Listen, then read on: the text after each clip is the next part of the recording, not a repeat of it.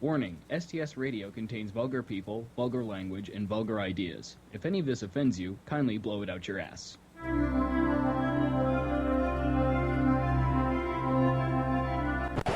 Son of a bitch bastard! Let's start this again, shall we?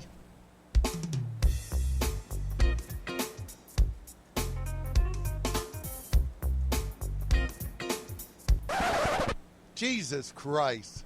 You're fucking retarded. Hey, Pickle-Licker, want to play the right intro? One more time! Are you ready?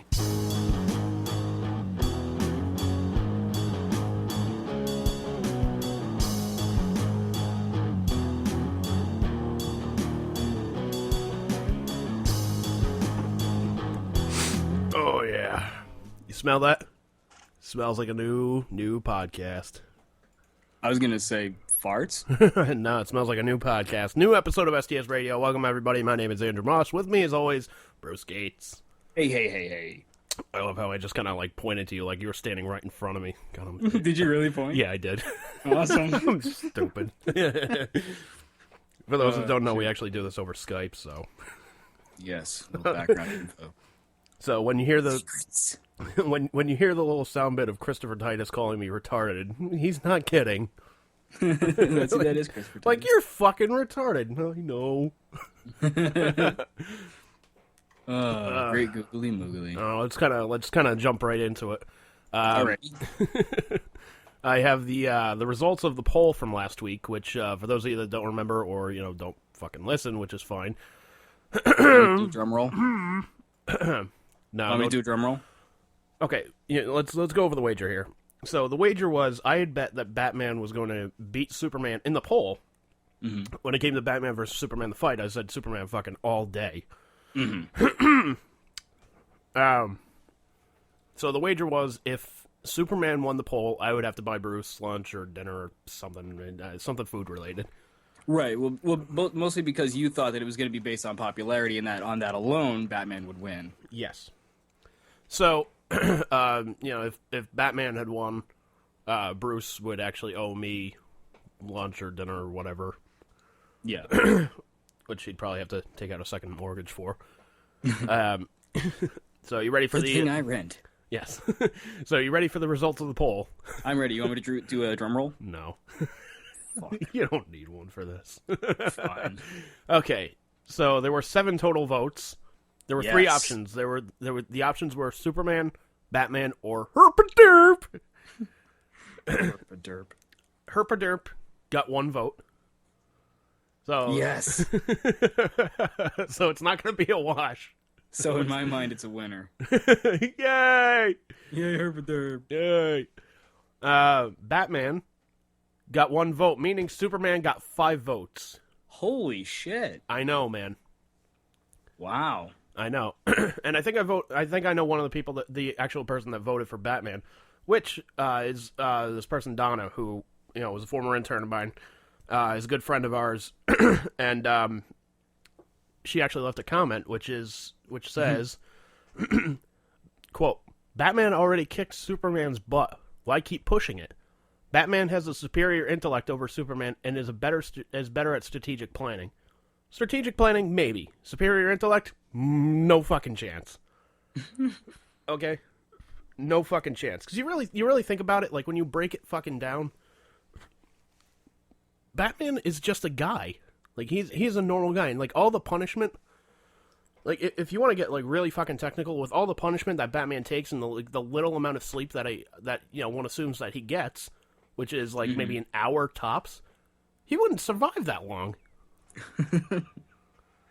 I don't know. What I honestly think would do him in is the whole flight thing. Like, I saw someone commented on your Facebook, like, can Superman use his flight? And you're like, yes, anything goes pretty much. It's like a street fight. Yeah, it's a fucking And he was like, street all fight. right, then Superman, hands down. And I have to kind of agree with that. Because, like, even if Batman builds a contraption that he can, like, breathe or some shit, yeah, something tells me Superman could rip it the fuck off of him, fly him up into the atmosphere, and say nighty-night.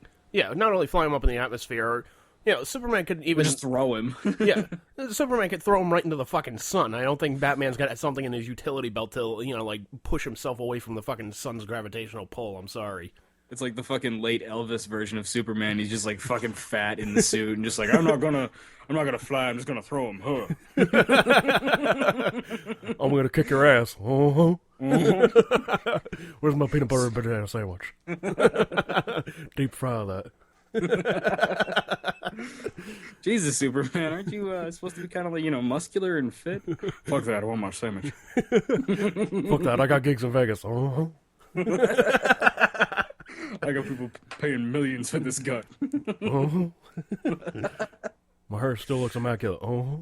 It's like a hard helmet all by itself. Uh-huh. They kind of had the same thing going on as far as the hair. Like, Superman had that little curl in front. Yeah. It's kind of reminiscent of, Elvis, I guess. Yeah, but it wasn't quite like the pompadour, I guess, that fucking Elvis had, I guess is the right word. I don't know if it is. That's true. Superman kind of rocked the mullet more. No, the mullet with the little curl. No, Superman was more like the clean cut, like combed back and whatnot with the little spit curl in the front, which was whatever. Spit curl. Yeah, but it pretty much was a spit curl. Spit curl.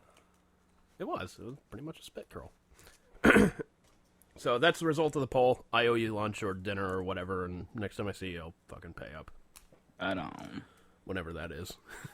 I'm actually kind of surprised. You're surprised. I mean, you're surprised. I thought there's more people that voted than I thought. Fucking Herp A Derp got more votes than I thought it would.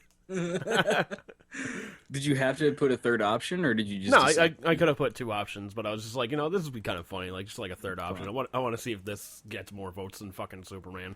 Yeah, make it fun and interesting. Yeah, like Superman got 1 vote. Herp A Derp got 5 fucking votes. What would you have done if fucking Herp A Derp won? You'd be like, in a strange twist, Herp A Derp beats Batman. Yeah. And... Herp A Derp, whoever that is, has the power to beat Batman and Superman in a poll. oh shit! It's the mighty Herp A Derp. Is that a new lame Batman villain like Polka Dot Man? I guess, yeah. It's like his version of Bizarro, only like retarded. Yeah, it's a retarded Batman running around like, Herp A Derp! Exactly. He just runs around in the daylight. Wears the cowl backwards and draws the face on and shit. He doesn't even drive a Batmobile. He's just running on the sidewalks with his arms just stretched out like he's grabbing a steering wheel. Herp A Derp! You just invented a new super villain. Stanley will be in touch. He's fucking Marvel. You gotta contact DC. You gotta contact, you can't contact the creator of Batman. That wouldn't help you any. Bob Kane. Well, considering the guy's dead, Well, yeah. But even if he wasn't, contacting him wouldn't help. It's not like he's the head of DC. Yeah, still. That's not true, true believer. I can make a Herp A Derp any day. Herp A Derp Excelsior, true believers. Like that would be great. Like if I ever meet Stanley, I'm gonna pay him extra to sign a signature. Like from what I understand, it goes Excelsior, Stanley. I'm gonna pay him extra to just write Herp A Derp Stanley. Or at least Herp A Derp Excelsior. That'd be because Herp A Derp true Excelsior. Herp A Derp true believer. If you ask, you'd be like, it's the same thing as Excelsior. Yeah, it's like it's a more retarded version of Excelsior. Like, I didn't think it could get to that level. I thought Excelsior was the bottom of it, but I guess I was wrong. True You know what believers. Excelsior means? Excelsior means above and beyond. Who cares? Herp A Derp is just pretty much like, I'm stupid. I'm stupid. That's why it'd be kind of funny to be like, I'm stupid above and beyond. Yeah. Herp A Derp Excelsior. Like, I'm the next level of retard. Exactly. I'm like the Bizarro retard. Oh, man. So that was the poll. I owe you lunch or dinner or whatever. We created a new comic book character. Imagine that. Oh yeah. Start drawing it. Very creative podcast already. I know, man. We're only like what 10 minutes into this fucking thing. Seriously. You already whipped out a new superhero. Well, villain. Yeah, exactly. Dude, I think we can just call it a fucking day now. I think, yeah, fuck it. We're done. Bye, ladies and gentlemen. Herp A Derp. Excelsior to the Herp A Derp. Okay. No, but seriously. Anyways, so I'd sent you a text message earlier asking you a question. You did. That I wanted to see what your answer would be to this. And I swear to God that I don't have herpes. No. No. That wasn't it. Oh, not that. I'm sorry. No. So the thing about your mom, Nooch. But no, the question was, I'll give my reason for asking this. So it's no secret I work for WZLX in the morning show and whatnot. Secrets. I know it's out of the bag now. It's like the old Legend of Zelda bag. It's a secret to everyone. So basically, I think it was like about a week or maybe 2 weeks ago, we had started adding new artists to the playlist. And like by new artists, I mean like we added the Foo Fighters, Pearl Jam, Nirvana, Metallica, artists like that, like from the 90s and whatnot. Artists that had previously existed, but they were new to your playlist. Exactly. Yes. Exactly. So, I would say like 8 out of 10 people that call up, like, when the new songs get played and whatnot, I'd say like 8 out of every 10 people hate the fact that we're doing this on a classic rock station. Which made me question, like, okay, well, 'cause, like, part of their argument was like, well, this isn't classic rock. I'm like, well, and I gotta be nice to everybody. So, my question is, what is classic rock? Like, what is the definition of classic rock? So that's the question that I had texted to you, so I want to see what your response to it is. Well, for me, my answer would be that classic rock is defined as basically the music of your formative years, like your adolescence.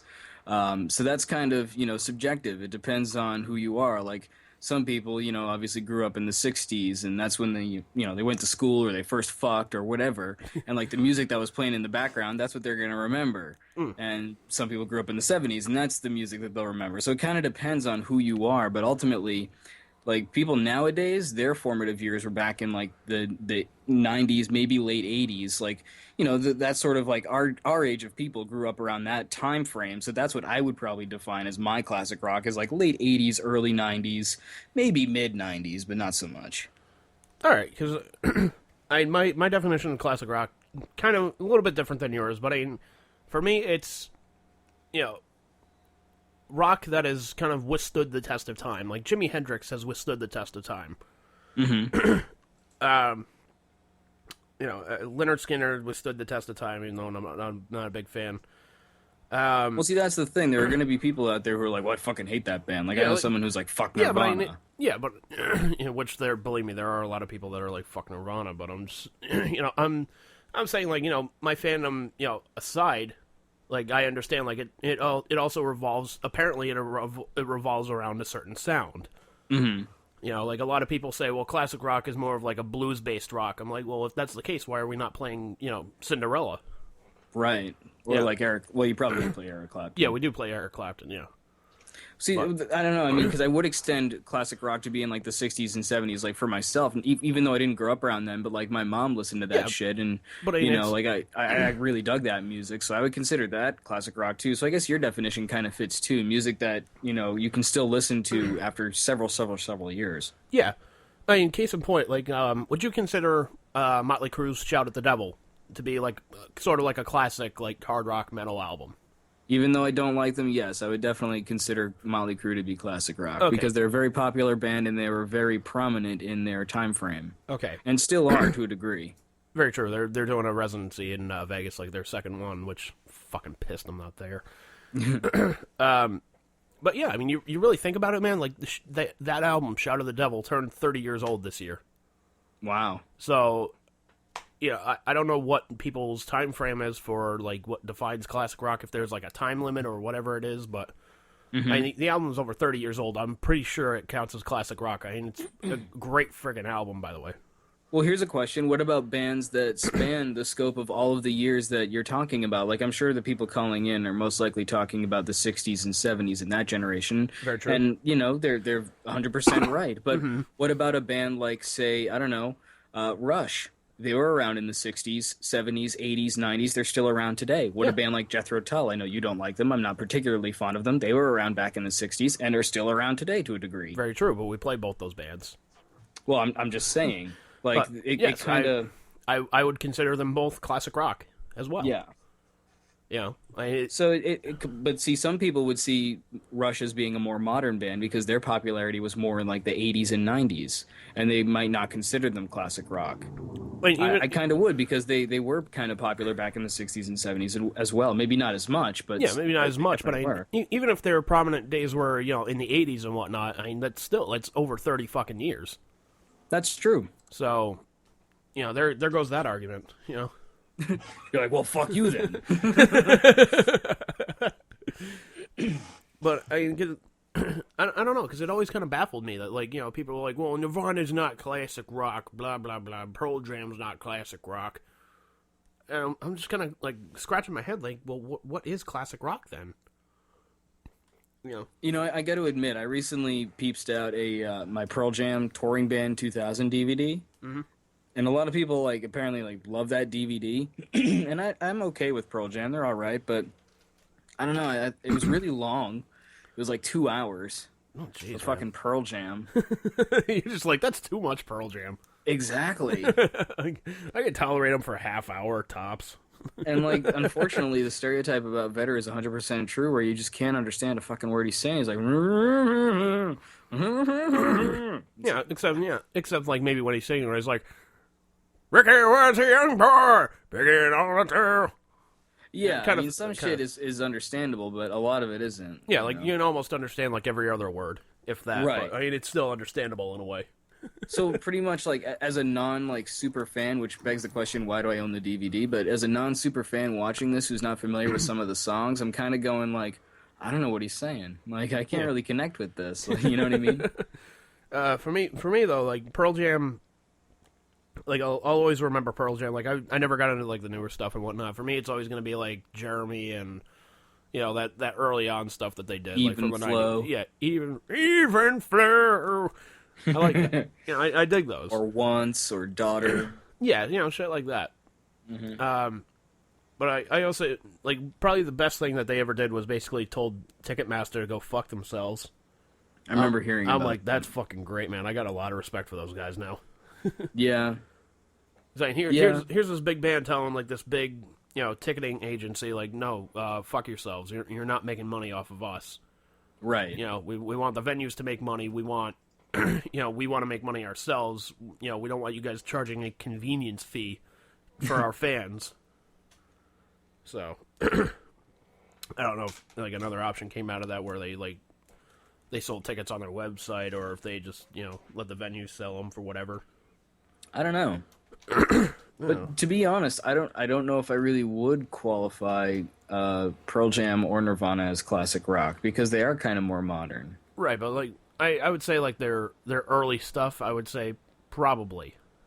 Yeah, but that's the thing. A lot of people aren't really familiar with Nirvana's, or maybe nowadays they are, but most people are going to talk about Nevermind or In Utero. They're not going to talk about Bleach and shit like that. Right, but the things that we had played so far, the ones at least from Nirvana that I've noticed, were we played About a Girl from MTV Unplugged, and we did which was more a modern album, but still. It's an early track. Bleach. Yeah, but it's from Bleach. And then we haven't done anything past Nevermind. Mm-hmm. We've done Come As You Are. I think we've done I don't think we've done Smells Like Teen Spirit, which actually makes me happy. Yeah. Because that song fucking way played out. Even though they should do Endless Nameless. Yeah, that'd be hilarious. No, dude, I'm still pushing for Rape Me. Yeah, right. Come on, man, it's a great song. If they're gonna play any Nirvana song, they should play Very Ape or something. That'd be awesome. Something from In Utero would be really spectacular. Oh yeah, that's definitely their best album. Even Penny Royalty would be great. Yeah. Yeah, but I digress. I'm not in charge of that. But I mean, when did that shit come out? That was in 93, 94, and it's now 2003. So that was 20 years ago. Yeah, 20 years. Hard to say that it's really stood the test of time. It's only been about 20 years. The people who listen to it are still, yeah, but pretty young. Yeah, but I mean, when I'd say when an album like that gets like, the 20-year anniversary release, and it comes in like this big, like almost like a record type package, with like CDs, DVDs, and people are like, oh man, I remember that album. That was a great fucking album. Blah blah blah. Mm-hmm. Like they almost like what they did for Nevermind. I think they did a 25-year anniversary release or something like that. Yeah, and I think they did one for In Utero as well. Well, they just did the one for In Utero, the 20-year anniversary. Like, it's out in stores now. Cheap plug. Yeah. But, yeah, it's... that to me says, like, look, here's this classic album that people still remember and has basically withstood the test of time. Yeah. So, and there's at least my argument for Nirvana. It may not be the greatest one in the world, but, fuck it, it's mine. Get your own.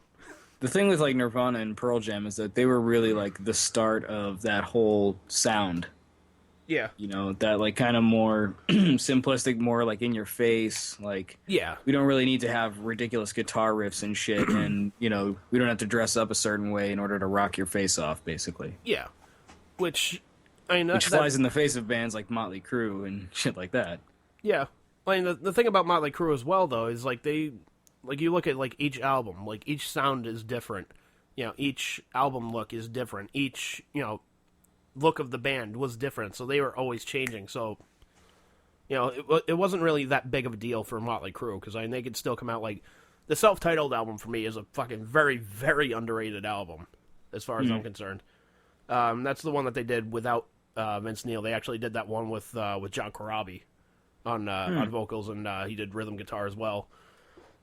But, and you listen to that one album, I mean, shit, dude, it basically, it was like the sound of nu metal before nu metal came out. So, like, you listen to Korn now, like, Korn's earlier albums and whatnot, and then you go back and you listen to Motley Crue's first album, and you're just like, holy shit, these guys are like the godfathers of this. Almost like I would say, like, Queen is kind of like the godfathers of speed metal. Yeah. Yeah. It's just like, yeah, I would agree with that. You're just like, yeah. No, I can see where you're going with that, because of like the elaborate like structures and things like that, and yeah, and just like the heaviness of the songs and whatnot. Yeah, and the drama of the songs and things like that. And for anybody that questions like, how do you get speed metal out of Queen? Go listen to Stone Cold Crazy, and then we'll talk. Yeah, I mean, listen to a lot of their tracks. I mean, even their slower stuff. I mean, like, listen to Brian May's guitar work, and I think you'll be sold. Pretty much, yeah. Like, even listen to, like, We Will Rock You, or, We're the Champions, like, the hits, and just listen to the guitar, and tell me that, like, Dragon Force and shit isn't replicating some of that shit. Yeah. But just saying. No, I completely agree with you. Yeah. But you go listen to Stone Cold Crazy, and that to me is like, the precursor for speed metal. Stone Cold Crazy. And it was, to me, it was only, my argument was further cemented, when fucking, who was it? Metallica actually did a cover of it. Oh, did they really? Yeah, it was pretty good, actually. I gotta give them a lot of credit for it. It was like two of their best covers, where they did that, and they did a cover of Turn the Page by Bob Seger. Yeah, of course they did. Well, it was a great song. They kind of heavied it up a little bit. I know, I'm familiar with their cover. Yeah. Fucking Metallica. I hate Metallica. Fuck Metallica. That's all good. People are like, they were, groundbreaking for metal. No, they fucking weren't. Are you kidding me? People were doing their shit before they... Please. They just had, the quality over the quantity, if that makes it an argument. I suppose. I would argue they had James Hetfield's voice going, hey, hey, hey, yeah. Exactly. That's what they had. Ooh. But they had, Lars to be strange in interviews and entertaining. Yeah, so here's the thing, like, Hetfield and I, we would always go to practice, and, we would always practice these songs, and these songs kind of took on a new life of their own. Like Lars, calm down. You wrote a good song, man. Calm the fuck down. Yeah, and after we wrote the songs, we'd go down to the local bar and have some beers. So thanks, James.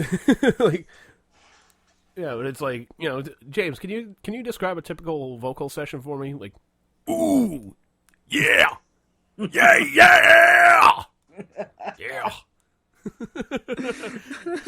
Ooh, Seriously. like, don't get me wrong, man. I dig Metallica. Like, I haven't listened to their latest album, Death Magnetic. I'm sort of planning on seeing the new movie of theirs that came out, Through the Never. Because I dig concert films and whatnot. Someone I work with said it's great just because it's great to see a band that is like completely fucked up. Like they have a band psychiatrist, and he's like, "That's pretty much all I need to say about it."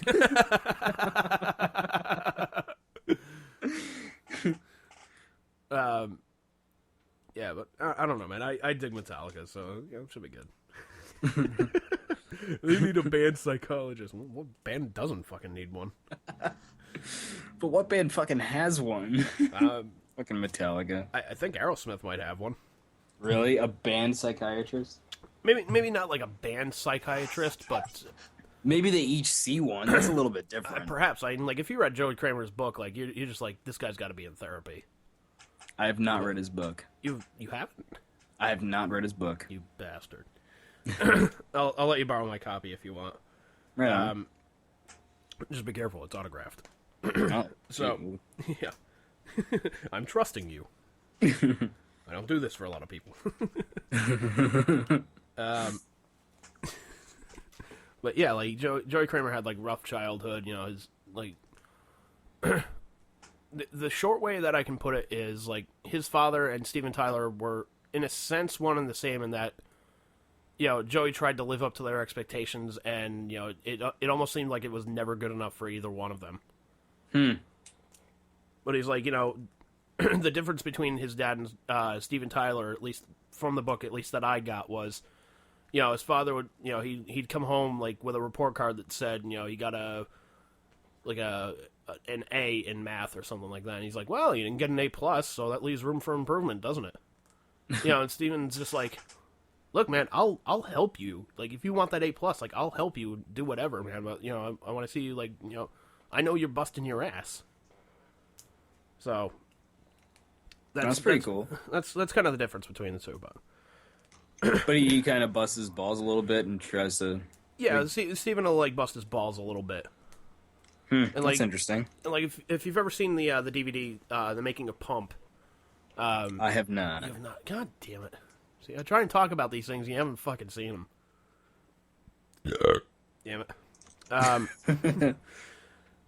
So there's one part in there where they're recording the the drums for, I want to say it was like Love in an Elevator. I don't remember which song it was, but it basically goes from like an interview to a clip of them in the studio and whatnot.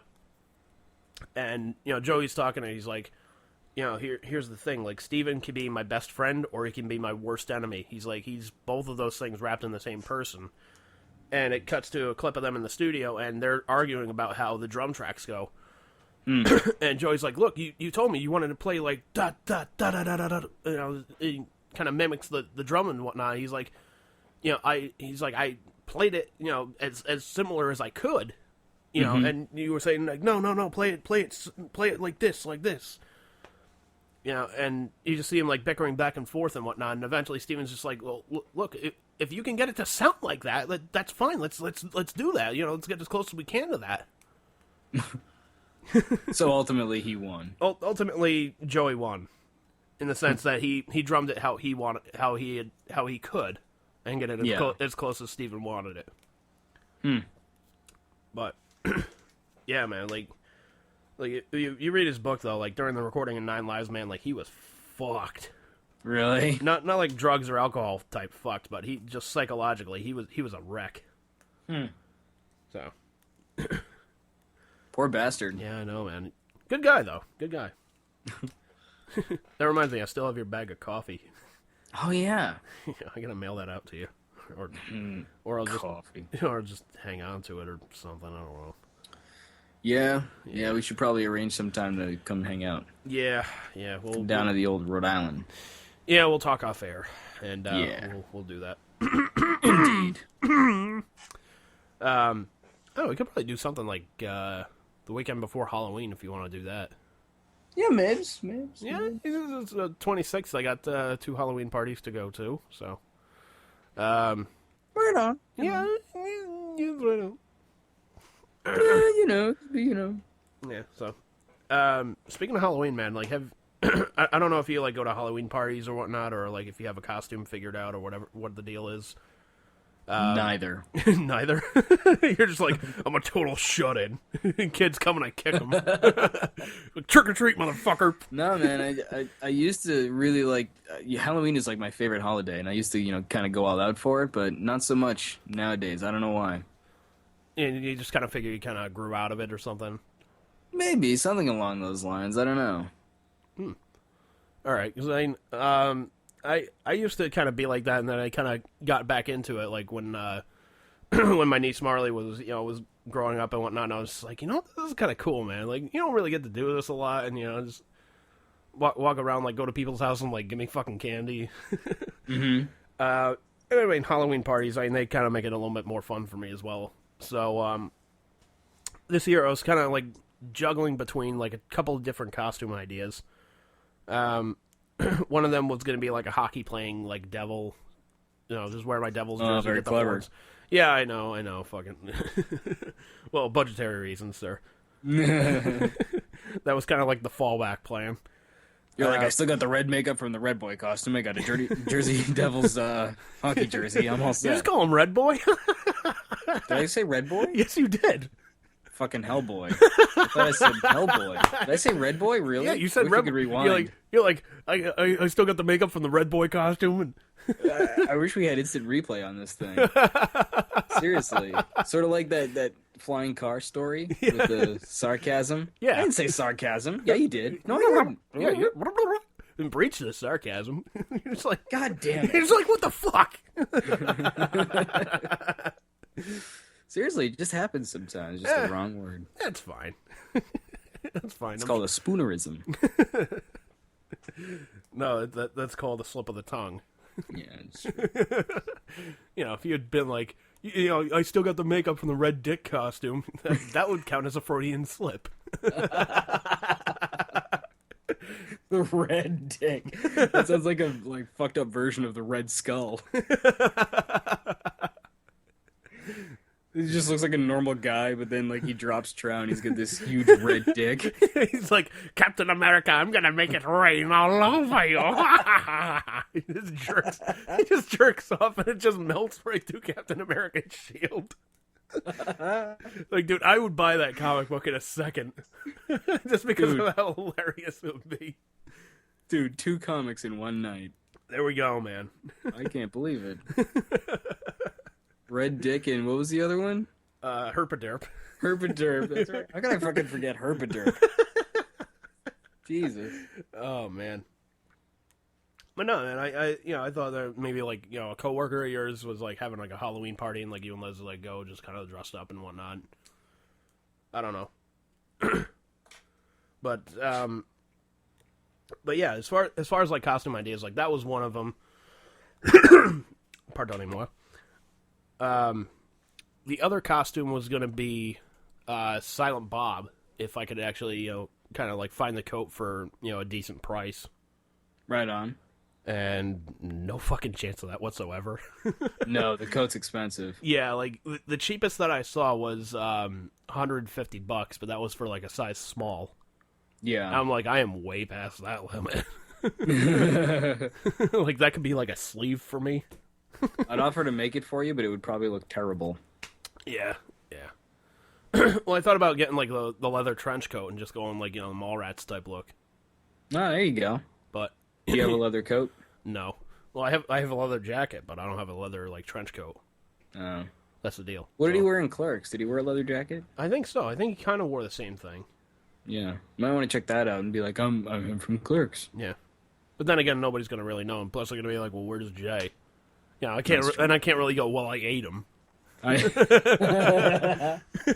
Although it would be funny. That would be hilarious. It would be really funny if you built in like 2 arms into the costume, sort of like Han Solo in the Carbonite, and be like, "That's Jay." Like, right, you've got He's just like, no. exactly. You're my hetero life mate. Nooch. You're gonna be my hetero poop. But yeah, so that was another idea. Another idea that I had, which was, kind of like the which would have been fucking hilarious if I could, afford a fucking Kiss costume, would have been Paul Stanley. Oh my god.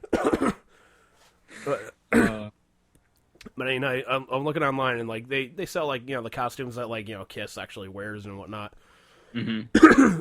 And like a pair of Paul Stanley's boots, for example, is like $190.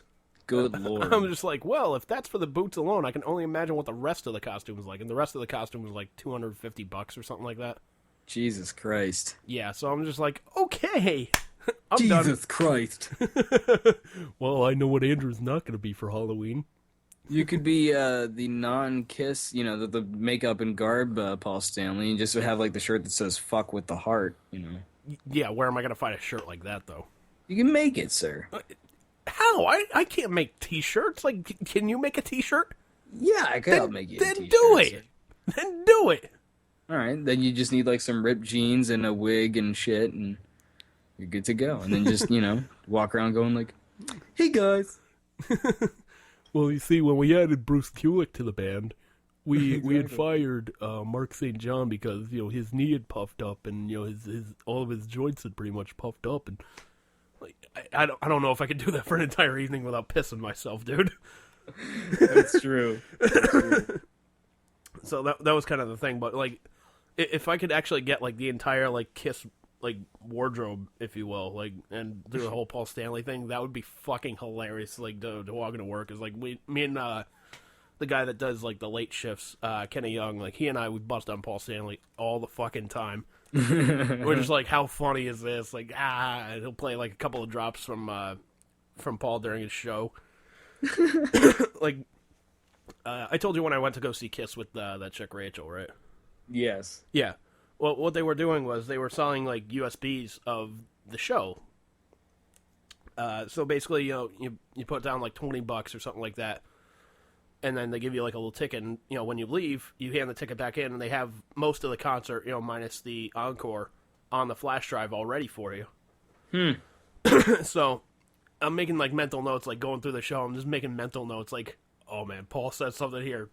Note to self: after. Shout it out loud. Paul said funny shit.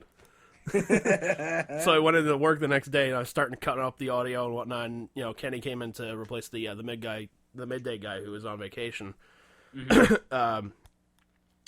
Which our midday guy Carter Allen's got a brand new book out about WBCN called Freeform Rock WBCN: The Rise and Fall of WBCN. So check it out in bookstores now. Cheap plug, but the guy's awesome to me, so give him the plug for the book. But anyways, I go into work the next day and I'm like cutting up the audio, and I hand him like almost 5 slips of paper, just like, by the way, I have new Paul Stanley drops for you. He just looks at it like I just told him like I just met God. He's just like, oh, are they good? I was like, they're Paul Stanley. They're not horrible, believe me. Is that where the teeny tiny rock and roll city comes from? Yes, it is. Yeah. Oh, that's probably one of the best ones. Like, Worcester? You're a teeny rock and roll city. Meanwhile, I'm laughing my ass off in the audience, like, Paul, stop, it's too much. Like, I'm tapping out already. Oh, man. That is too much. It's too much, man. It's fucking hilarious. So Paul Stanley would have been a great fucking option. It would have. Because I would have seen, like, if I could, because they let the personalities go up on the stage and whatnot for the event, for, like, the Halloween party and whatnot, kind of say hey to the crowd and whatever have you, and just go around and mingle and whatnot. Mm-hmm. I would have pissed myself. They would have been like, dude, get on the microphone, do a Paul Stanley impression. Now, people! I understand you're here for tricks and treats. Well, the trick is I'm not Paul Stanley. The treat, though, we ain't got one except for what's between my legs, I just look over to the side of the stage like Kenny Young would be fucking. Crickets, no. Kenny would just be pissing himself like, ah. Now who here likes lollipops? I like lollipops. I like Tootsie Pops. I like Blow Pops. I even like Dum Dums.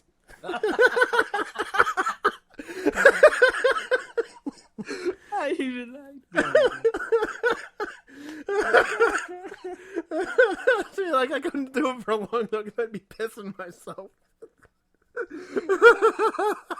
Oh my God. Now who here wants to be a lollipop? like what the fuck are you talking about? I want you to be a lollipop so I can lick it up. Oh, I like Dum Dums. You should have just started the Dum Dums. Just end it right there. Like Dum Dums. Delivery, sir. It was all in the delivery. Oh man, that was fantastic.